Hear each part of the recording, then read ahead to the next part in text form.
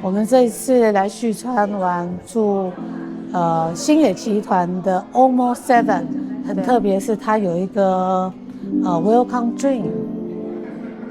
对，然后这 Welcome Drink 呢，应该是可以一直喝一直喝吧。对，这边过来也是可以坐着休息，然后这是别人吃早餐的地方。酒店的设计很有质感，公共区域是它的大卖点。房间明亮，但是跟日本其他旅馆一样，空间都不大。它有一个特色，让你可以在市中心烧柴火，那种温度和气味让人特别放松。晚上走到街上觅食，旭川的街道比想象中安静，有点稀微，却多了几分悠闲。原本以为餐厅很好找，问了几家，才发现几乎没有预定就没有位置。原来人都在餐厅里面。隔天一早，我们开车前往旭月，然后我们要去搭缆车了。对，然后进来一个 building 里面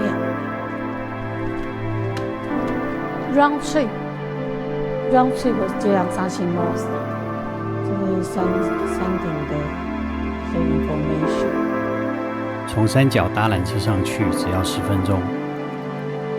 秋天的红叶、岩石和冷风，像是一场大自然壮丽的表演。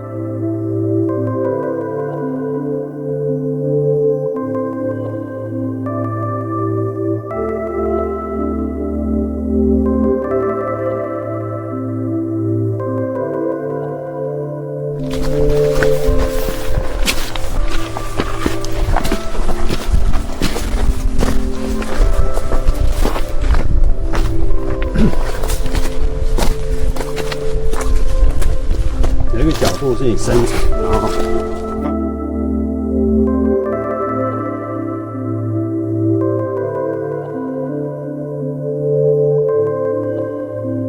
这个是活火山，对，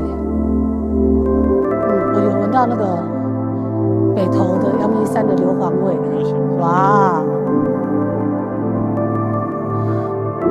这才是庆安。这个景点叫夫妻池，两边各一个湖，这个水超干净。